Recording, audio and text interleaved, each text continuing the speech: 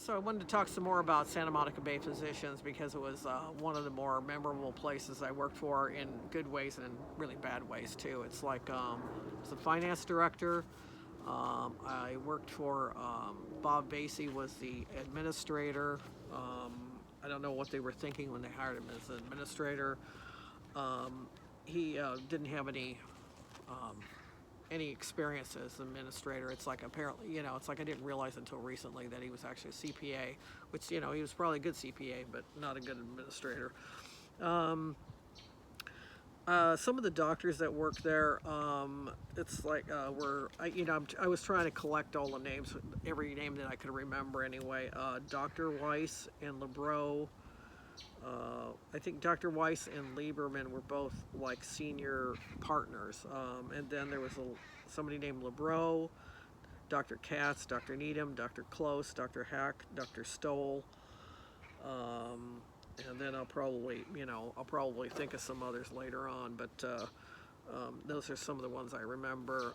We had gone through while I was there, working there, about halfway through my tenure there. It's like maybe not half. It's like they were working on a merger with a smaller group, so they combined the groups, got together, combined the groups, so we had to deal with more political stuff because of that, and the other group was smaller than ours, so we ended up with a total of about 40 doctors. Let's see, I had a rather small office, because we were on 15th Street, and we were in a 15-story building, and we had the top 2 floors, and I had some of the offices were kind of small. I had a tiny office. I was actually okay with it as long as I had my own office, because really when you're like in the position I got, had, as like basically being, a controller, it's like head financial person, you really needed your own office, even if it was a small one. And that being said, at some point, for some crazy reason, they moved people around, and I ended up, there was a I think it was Dr. Feldman. I ended up like on the 15th floor at some point, sharing his office for some crazy reason. It didn't last very long. At some point, they brought me back down to to my original office that I was in, so I was a lot happier in that little office. Let's see, what else? While I was there, I was looking. Within 6 months, I may have mentioned this before, I started looking for a job because, the job market was really bad when I got the job there. I was underpaid, and I think I mentioned this before, grossly underpaid. Because the woman I replaced was making like about $14,000 more a year than I was. It doesn't sound like a lot, but back then, this is early 90s. So she was making more, and I don't remember her name. But anyway, she, and then, but yeah, and I never got a raise when I was there either, and I think I mentioned that before too. So after they, at some point they booted out Bob Vasey. They finally got rid of him. I actually probably played some kind of small part in it. That's my cat. Small part in it, and I had a boyfriend at the time, Dave Rosenthal, and he was a really good writer. I'm not such a great writer, but he helped me pen a letter to one of the doctors, and I don't really remember the contents, but basically, explaining and telling them about some of the problems that we were having with him, how bad the morale was, but basically how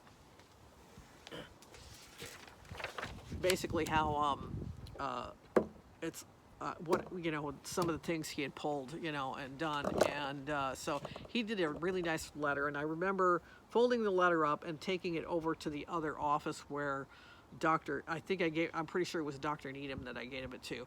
So it's like, but I didn't give it to him directly. I just handed it to the receptionist or whatever, and I said, can you put this in his mailbox? And I know he read it at some point. And I think it was just a few weeks later. I think they were planning on getting rid of Bob anyway. But that kind of like probably tipped it. It's like, and I don't think Dr. Needham really said much to me about the letter afterward at any point in time.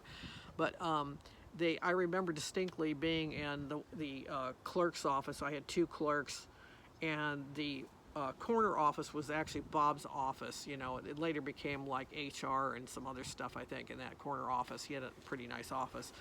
And so I remember I went into that office because we were trying to hear what was going on, because we knew there was a meeting between Bob and a couple of the other senior doctors or whatever were in there.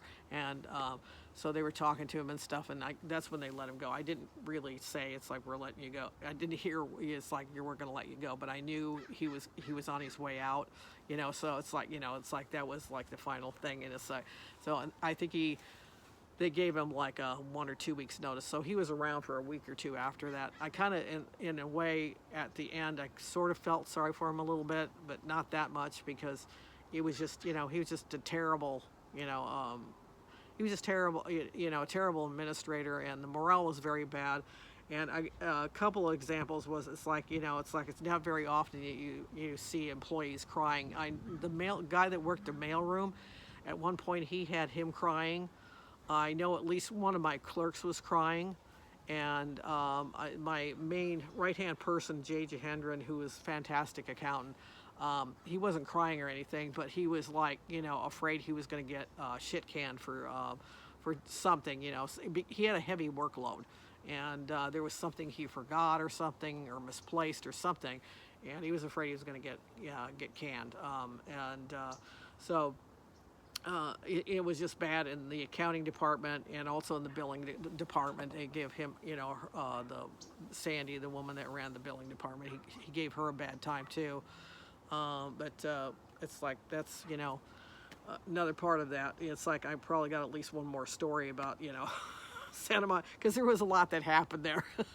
But anyway, it's like, I was glad that I had Dave my boyfriend Dave, to write a letter and stuff. And it's like, I kind of felt bad that I had to do that, but it's like, and it's the only time I did it in my career where I had to get somebody. It's like, this guy needs to go. He's damaging, you know, the people here and the company and everything. And as an entity, I don't think Santa Monica Bay Physicians is around anymore, but I know the doctors are still around, because I've looked up some of their names.